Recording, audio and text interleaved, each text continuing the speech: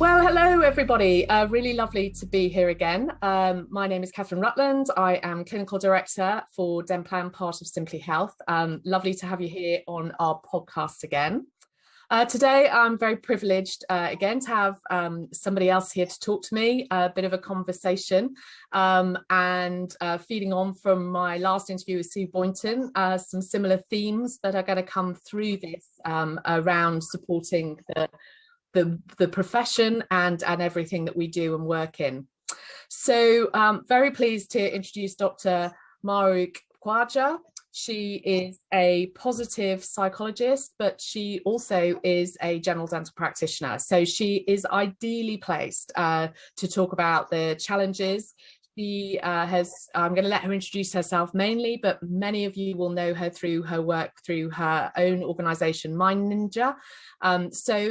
Would you like to introduce yourself? Oh, thank you so much for that warm welcome. It's such an honour to be on this podcast today. So yeah, my name's Mahrukh and I've actually been practicing as a dentist for 11 years. I graduated from King's College quite a while ago now, but my passion has always been psychology and well-being. So I actually intercalated in psychology after my third year of dentistry, and then I went through several kind of experiences, particularly burnout and depression, and that led me to really look at what interventions were available for us. And I just felt that there were things definitely, progressing for us in terms of support, particularly things at crisis point, but nothing preventative. Particularly when I look at my undergraduate training, there wasn't really much focus on clinician well-being, although there was a focus on psychology when it came to patients, which was great. And then that really led me to found Mind Ninja and go on my own kind of personal development journey. I upskilled in my master's in applied positive psychology. I became an accredited mindfulness teacher, and I really focused on kind of bringing a different intervention to help us when it came to really preventing burnout and poor mental health conditions, but kind of beyond that as well, the positive well-being markers such as just, increasing our life satisfaction, living, including kind of happiness and meaning and purpose in our life.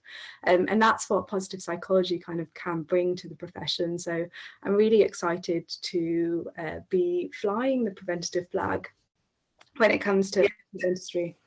And I think that's something when I very first met you, which is now sort of nearly a couple of years ago, isn't it? And obviously time has moved on so much and made what you do even more important, or maybe not more important. That's not necessarily the right way to say it, but the awareness of it and how important it is. I think that gap that people had in stopping work has made people reevaluate, hasn't it, their work-life balance and now the conditions that people are working in has, as I know from so many of the dentists that I've spoken to, has really made them rethink about what they do. And you're right, what I love about your approach is the prevention side, that in that sense of that's what we do as a profession, isn't it? That's what we tell our patients all the time, is that prevention's better than cure. And yet in this really, really important space, we're not so great at it, are we? So it's no, really, really refreshing, your views. And I know you've done a lot of work initially with students, because as you were saying, not so much in the undergraduate curriculum. Obviously, it's a packed curriculum. But what work have you been doing with them to build up their resilience? So last year, I was really fortunate to work with lots of universities, and I did several resilience and wellbeing workshops. So I worked with King's, Barts, University of Dundee, Sheffield, and that was really, really amazing, kind of connecting with students and really touching on, I think, things that we're just not focusing on when it comes to the mental wellbeing conversation, things such as social comparisons, imposter syndrome, social media. It really is a new world for undergraduates, and the things that they are coping with are in addition to the other occupational hazards such as burnout and compassion fatigue. So, you know, there's this whole area for us to kind of explore together. And also last summer, I was fortunate to be part of the pilot resilience program for King's fifth year dental students. And that was really, really amazing. It would be fantastic in the next few years. I hope we can really kind of embed resilience training in the undergraduate curriculum. It is packed, and but at the same time, we need to focus on clinician wellbeing. It's really, really paramount. When we look at the research on burnout, for example, it's often starting at undergraduate level. So it seems really bizarre to not help support our profession early on before crisis point, and really give them tools so that they can really thrive and flourish. Yeah, and I think you do quite a lot of work as well with practices, don't you? It's, from a sort of a full whole practice. I mean, you know me, I'm very passionate about everything being about team-based and how important the team is to make sure that you function well as a practice and that you support each other. And I know that's something that you really encourage as well, isn't it? Yeah, I actually started off with team training. So, you know, prior to COVID, initially the services were very geared towards enhancing team resilience and well-being. So really helping all aspects of the team kind of work better, invite more positive emotions, really focus on their strengths and really boost their mental well-being. Because, you know, prior to COVID as well, we already know that dentistry is very, very stressful. And then after COVID, it became more of a shift towards working with organisations and universities as well. But now that things are kind of slightly easing with lockdown, it would be great to get back to kind of face-to-face team training. Yeah, there's so much that can where this can kind of go when I'm thinking about reach and kind of amplifying the services. So the next move really for me next year will be creating an online platform so I can really kind of help people more and connect with them, because it's not that possibly it might be quite difficult to fit in face-to-face training. So online could be quite a good kind of route to that. Yeah, and I think I think it's something about, with so many of these things, of bringing it forward and people being honest that they need this kind of support. Even if you think you're in a good place, you can always do better, can't you? You can always be, I mean, okay, there are some people who've really got everything sorted, but actually most of us haven't, or know what to do, but need that refocus. I think that's quite important, isn't it? Yeah, for sure. I think, well, the first thing to kind of remind ourselves is that we're all on the mental health continuum, and we're going to be shifting, down this continuum dependent on our life circumstances. And we also know there are risk factors and protective factors. So the idea really with this training that I'm doing is to help boost your protective factors, and really for you to help kind of access your internal psychological resources. You know, no one teaches us how to use our mind, how to regulate emotions, that's massively important, emotional literacy, how to invite meaning during things like adversity. And these are real challenges that all of us are going through, you know, whether you're a student or you're a principal or an associate, or you're a practice manager, a nurse. You're going through so many emotions and lots of different stresses. So it's kind of really key that we learn these things. It's so interesting actually, because I'm seeing a shift, obviously, when I look at children as well and education for our children. There is a big kind of emphasis on resilience and also emotion literacy. So learning how to identify our emotions and become aware, and how to regulate them. And that's super powerful when it comes to not just obviously our resilience and well-being, and things like happiness, all of the things that I'm really passionate about. But of course, it all feeds back into patient care, feeds back into compassionate leadership. You just need all of these pillars to line up. So yeah, it's exciting to see that within the schooling system, and in certain ways they're kind of ahead of us when it comes to that. But yeah, I imagine, in the next 10 years, it will be that our children do learn these tools really early on. And, hopefully we can see that reflected in the undergraduate curriculum and postgraduate as well. I mean, right now it's great to see so much emphasis on it, and it'd be really nice for that to kind of continue and flourish. And I'd love to see kind of organisations go beyond just maybe a small webinar to perhaps creating courses that are level 7 courses where we can actually learn these tools, and that's the kind of basis, I guess, of what I'm kind of pushing for, or the greater vision. Yeah, and I think it is really important, and there's some points in there about the sort of, yes, the longevity and how if you build that in early on, I'm like you, I've been through some really tough patches. We've talked a bit about this, and I don't mind saying I've been through some really, really tough times in my life.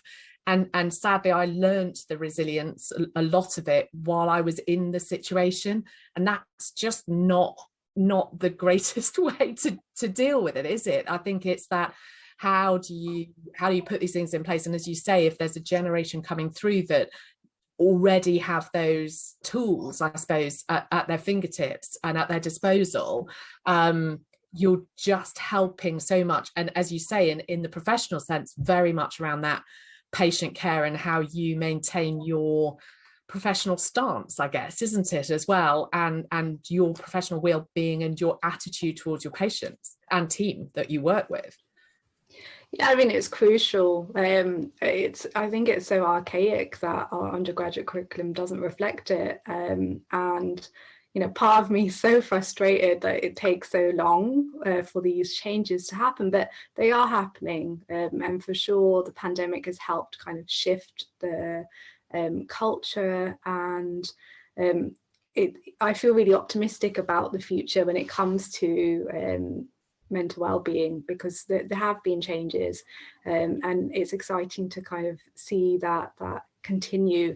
So I mean, there's so much more that we can do to help, and yeah, I'm looking forward to kind of seeing that, and hopefully kind of amplify those changes, because it needs to happen. That the stats are so shocking. I mean, even I was thinking of lockdown 1 and reflecting back on that, there were more than several, there were quite a few number of deaths,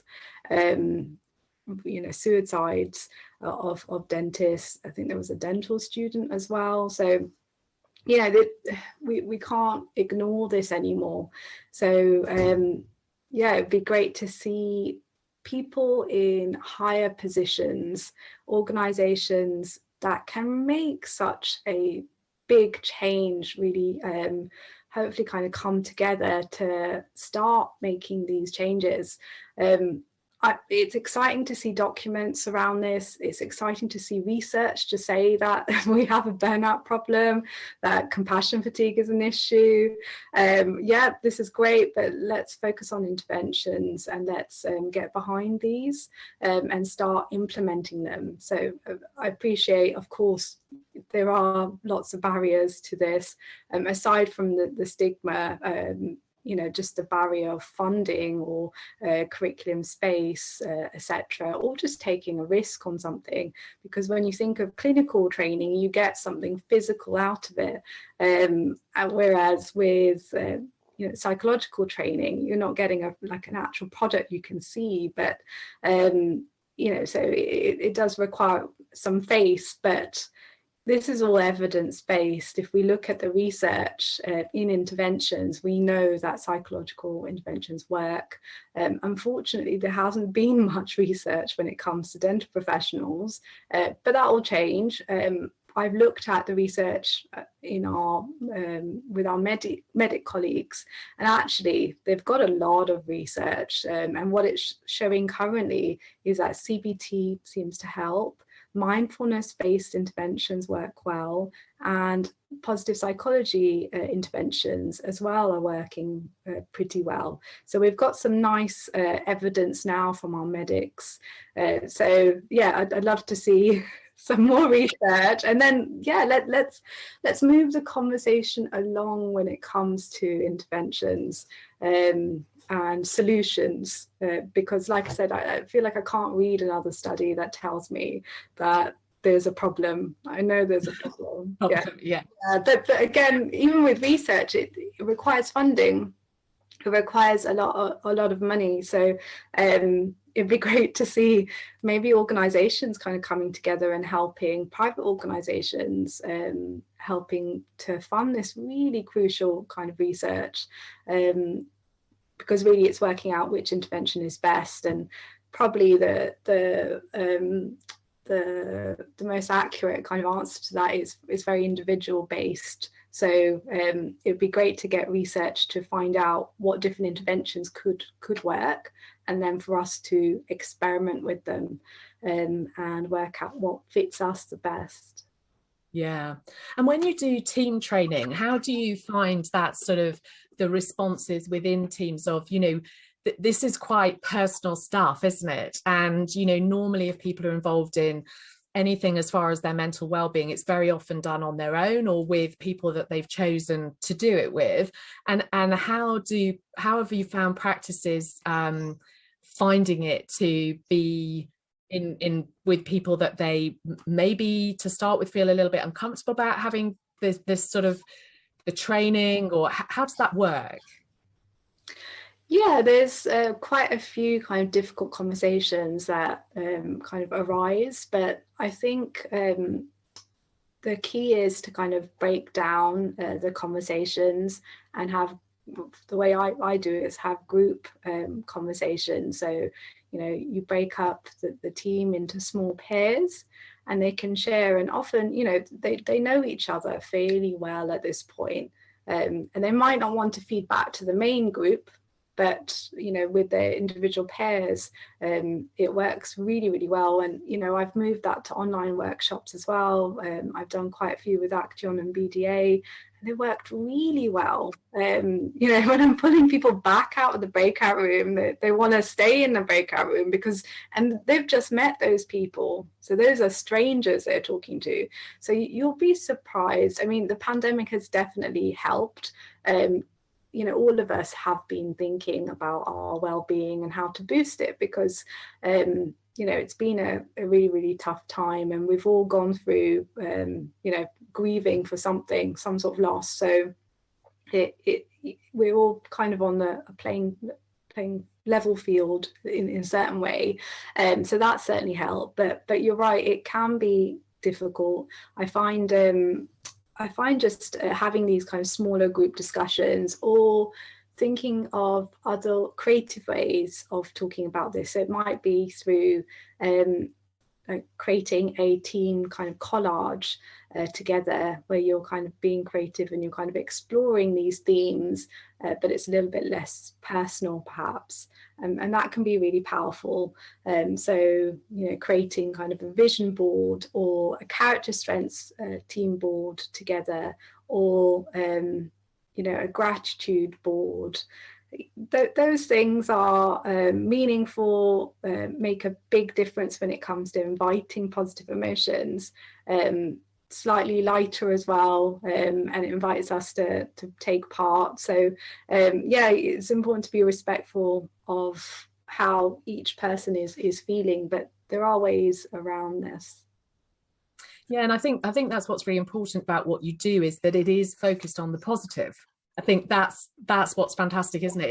It's about bringing out what is positive, what is going on. I think, you know, practices are really struggling at the moment, from what I hear, some of them, and they're finding it hard. But this is drawing it out, isn't it? Finding those positive things, and then if you're doing it within a team, you've got that support then to encourage people to maintain that level of positivity, or alternatively notice if somebody is struggling, and then that needs obviously different individual, you know, support and so on. But it draws that out, doesn't it? Because your focus actually is being positive and not drawing on the negative. And I think, as I say, that's what I really love about what you do. It's that, yeah, times are tough, but actually there is a lot positive going on, and how can we draw that out? I think I'm really conscious of time, and I know I've got loads of other stuff that I want to ask you. So I think what we'll do is sort of draw to a close for today, but then we'll do another podcast that, because I'd really like to draw out some of the stuff around the social media, imposter syndrome. I think those are words that really resonate, and again are coming up as common themes that are there. So it'd be really great if we can come back and explore those a bit further. So I think, thank you so much for today, and thank you to everybody for listening, and we will be back soon for part 2, and as I say, we'll explore some of those themes that we've already talked about, and dive a little bit deeper into what we can do. So many thanks. It's been wonderful to talk to you, and goodbye everybody, and see you soon.